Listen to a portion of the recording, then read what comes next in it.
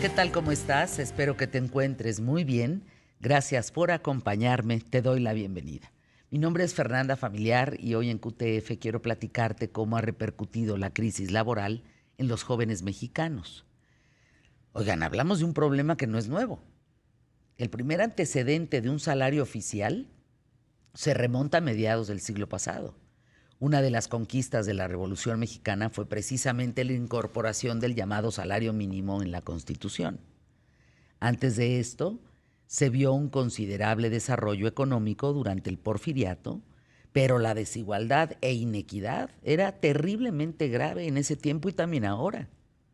El movimiento revolucionario provocó la liberación de la fuerza de trabajo en las haciendas para fines de industrialización, que a su vez dio pie a otras condiciones laborales. Ahora, con el salario mínimo se pretendía garantizar un ingreso para satisfacer las necesidades normales de un jefe de familia en cuanto a lo material, social y cultural. Si consideramos los últimos 15 sexenios presidenciales, que comprenden 12 del PRI, 2 del PAN y este de Morena, el análisis comparativo es terrible. Fíjense, un trabajador allá en 1941, cuando estaba Manuel Ávila Camacho, tenía más o menos un poder adquisitivo, que uno actual, con todo y el vergonzoso incremento del 2021. Los montos, déjenlo, esos son irrelevantes, considerando las devaluaciones que también hemos sufrido, por lo que solo importan las equivalencias en cuanto a los ingresos y los costos de vida. Además, hablamos de salario mínimo porque, como su nombre lo indica, es lo mínimo que podía y puede ganar un joven que se incorpora al mercado laboral.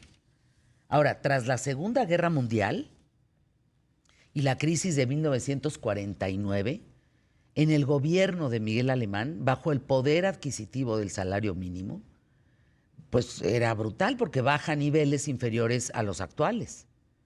Ahora, sin embargo, después de la crisis del Sábado de Gloria de 1954, Ruiz Cortines, que era el presidente entonces, impulsó un crecimiento real de los salarios durante el famoso milagro mexicano.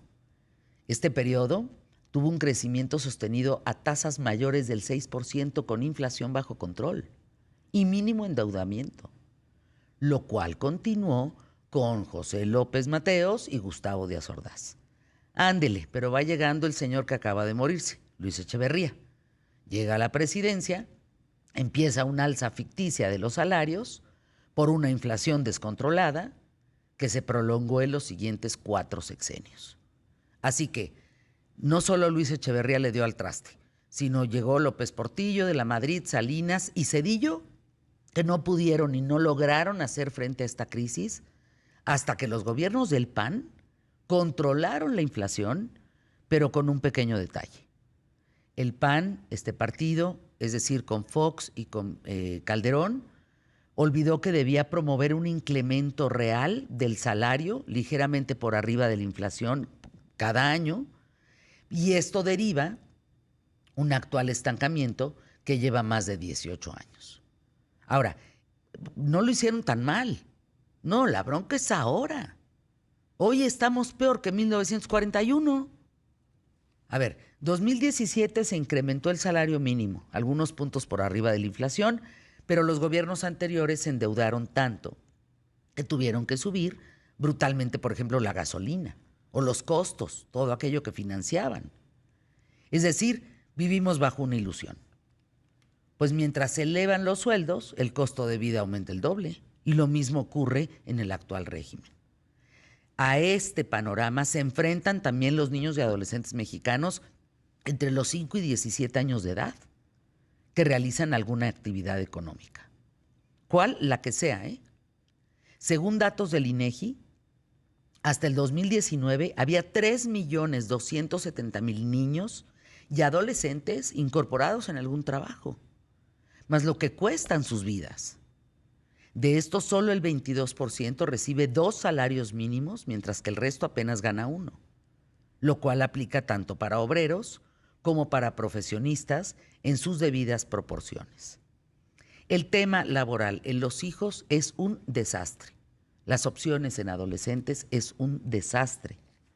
Y sí vale la pena entender cuando decimos que el régimen de hoy